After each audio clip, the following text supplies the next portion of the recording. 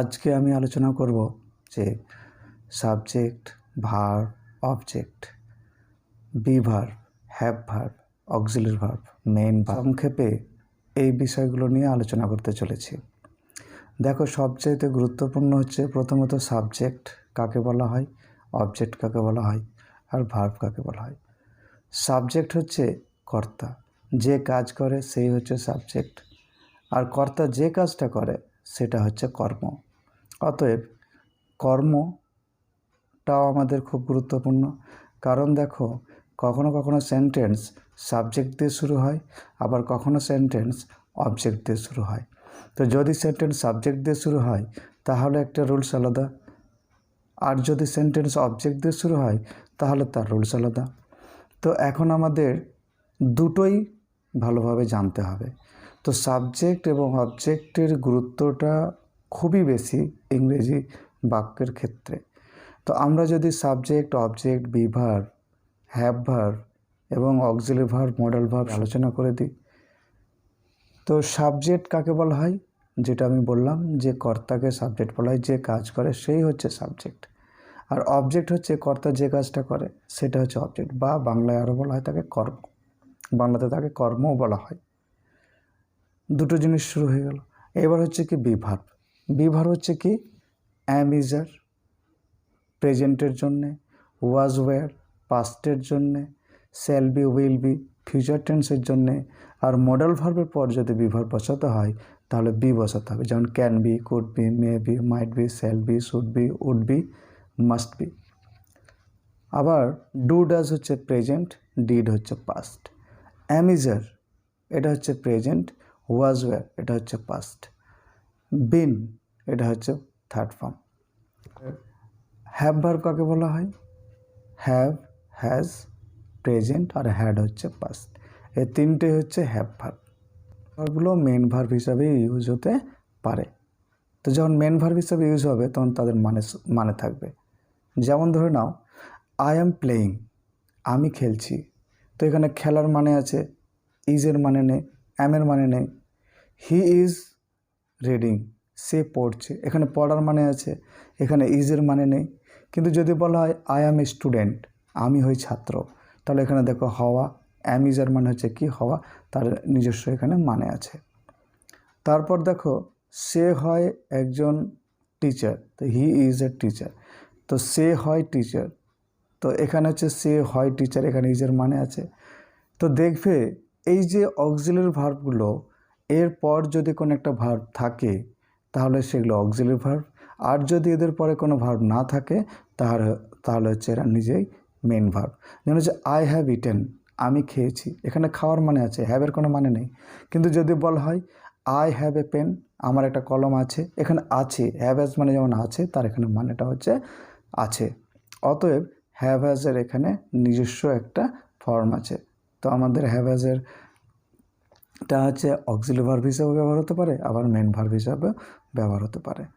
তারপর দেখো, do does হচ্ছে প্রেজেন্টের জন্যে, আর ডিড হচ্ছে পাস্ট ইনডেফিনিটের জন্যে। তো আমাদের প্রেজেন্ট ইনডেফিনিট টেন্স আর পাস্ট ইনডেফিনিট টেন্স ছাড়া শুধু দুটো টেন্সের মধ্যে অক্সিলারি ভার্ব থাকে না, সেটা হচ্ছে প্রেজেন্ট ইনডেফিনিট টেন্স আর পাস্ট ইনডেফিনিট টেন্স। এই টেন্সগুলোতে যদি অক্সিলারি ভার্বের প্রয়োজন পড়ে তাহলে আমাদেরকে প্রেজেন্টের জন্য ডু ডাজ আর পাস্টের জন্য ডিড আমাদেরকে ধার নিতে হয়।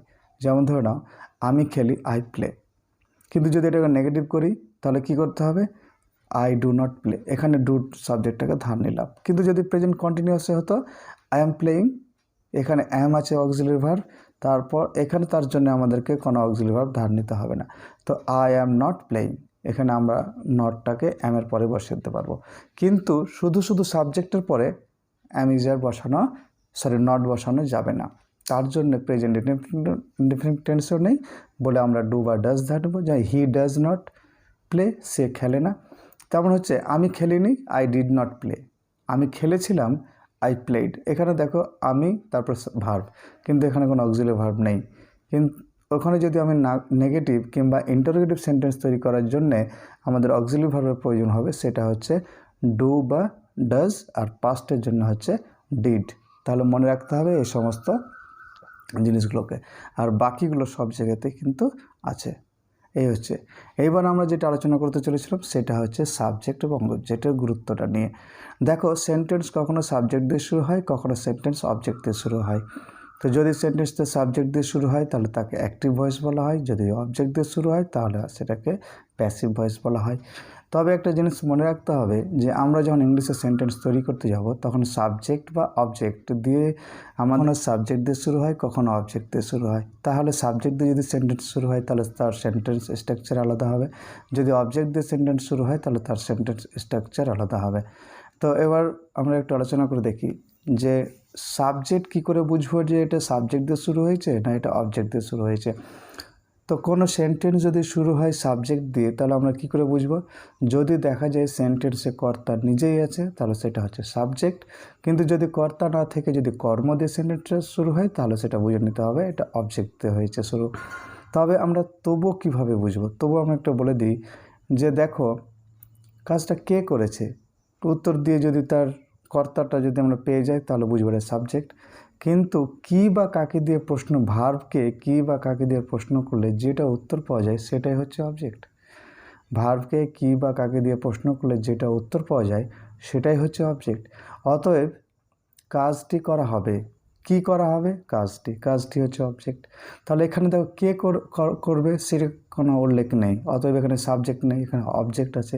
তাহলে এই সেন্টেন্সটা অবজেক্ট দিয়ে শুরু হয়েছে। তাহলে দেখা যাক যে সেন্টেন্স সাবজেক্ট দিয়ে যদি সেন্টেন্স শুরু হয় তাহলে তার স্ট্রাকচারটা কী হবে, আর যদি অবজেক্ট দিয়ে সেন্টেন্স শুরু হয় তাহলে তার স্ট্রাকচারটা কী হবে। আমাদের প্রথমে দেখে নাও যে সাবজেক্ট দিয়ে যদি সেন্টেন্স শুরু হয় তো জেনারেল রুলস হচ্ছে কি, প্রথমে হচ্ছে সাবজেক্ট, তারপর ভার্ব, তারপর হচ্ছে অবজেক্ট। কিন্তু যদি অবজেক্ট দিয়ে সেন্টেন্স শুরু হয় তাহলে হচ্ছে অবজেক্ট, তারপর হচ্ছে বিভার্ব, তারপর হচ্ছে ভার্বের থার্ড ফর্ম, তারপর হচ্ছে আদার্স, যা আছে বসে দেওয়া যায়। দেখো, তাকে শাস্তি দেওয়া হবে, হি উইল বি পানিশড। এখানে হবে তো ফিউচার টেন্সে আছে, তো ওই জন্য শ্যাল বা উইল, আর শাস্তি দেওয়া হবে। যেমন ধরে নাও সাবজেক্ট দিক, আমি তাকে শাস্তি দেব, আমি যে শাস্তি দেবো কে? আমি, তো আমি সাবজেক্ট। তো এখানে সেন্টেন্সে গুরুত্ব দেওয়া হচ্ছে সাবজেক্টকে। তো যখন সেন্টেন্সকে গুরুত্ব দেওয়া হয় সাবজেক্টকে তখন সেটা হচ্ছে অ্যাক্টিভ, আর যখন সেন্টেন্সে গুরুত্ব দেওয়া অবজেক্টকে তখন সেটা হচ্ছে প্যাসিভ। অতএব যদি সাবজেক্টকে গুরুত্ব দেওয়া হয় তাহলে সাবজেক্টের রুলসে তোমাকে তৈরি করতে হবে, আর অবজেক্টে যদি তৈরি হয়, অবজেক্ট দিয়ে যদি সেন্টেন্স তৈরি হয় তাহলে অবজেক্টের রুলস ফলো করে তোমাকে সেন্টেন্সটা তৈরি করতে হবে। তাহলে তুমি ইজিতেই বুঝে নিতে পারবে এটা সাবজেক্ট না অবজেক্ট। যেমন আরও তোমাকে বলা যেতে পারে, কিছু এক্সাম্পল দিয়ে যদি শুরু হয়, আমি খেলি, আই প্লে, আমি নিজে খেলি। কিন্তু যদি বলা হয় ফুটবল খেলা হয়, তো কে খেলে সেটা বলা হয়নি, কিন্তু ফুটবলটাকে গুরুত্ব দেওয়া হয়েছে, তো ওটা অবজেক্ট দিয়ে শুরু হবে, দ্য ফুটবল ইজ প্লেড। কিন্তু ফুটবল খেলা হচ্ছে, এটা যে কন্টিনিউয়াস টেন্স, তো কন্টিনিউয়াস টেন্সের জন্য রুলস হচ্ছে the football is being played. আমি খেলি, আই প্লে, তুমি কাজটি করো, ইউ ডু দ্য ওয়ার্ক, কাজটি করো নি, you did not do the work, তারা আসেনি, দে ডিড নট কাম, আমাকে যেতে হবে, আই হ্যাভ টু গো, তোমাকে আসতে হবে, ইউ হ্যাভ টু কাম, কাজটি করা হবে, the work will be done, এখানে প্যাসিভ আছে, ওয়ার্ক উইল বি ডান, তোমার যাওয়া উচিত, ইউ শুড গো, তুমি অবশ্যই আসবে, ইউ মাস্ট কাম, তারা অবশ্যই কাজটি করবে, they must do the work, আমার যাওয়া উচিত ছিল, আই শুড হ্যাভ গান, তোমার কাজটি করা উচিত ছিল, you should have done the work, তুমি কি খেয়েছো, হ্যাভ ইউ ইটেন, তারা কি এসেছে, হ্যাভ দে কাম। এইটা লক্ষ্য করা হয়নি, ইট ওয়াজ নট নোটিসড, তাকে জানানো হয়নি, হি ওয়াজ নট ইনফর্মড, তাকে শাস্তি দেওয়া হয়েছিল, হি ওয়াজ পানিশড, তোমাকে শাস্তি দেওয়া হবে, ইউ উইল বি পানিশড, আমি খবরটা শুনেছিলাম, আই হার্ড দ্য নিউজ, তুমি কি কাজটা করেছো, have you done the work, তুমি কেন বাড়ি কাজ করনি, why have you not done your homework. তো এইভাবে দেখো সেন্টেন্সগুলো যেগুলো বললাম সেগুলো শোনো, পরবর্তীকালে আমি প্রয়োজনীয় সেন্টেন্স বা নিত্য প্রয়োজনীয় সেন্টেন্সের উপর একটা ভিডিও তৈরি করব। আজকের মতো এখানেই থাক, গুড বাই।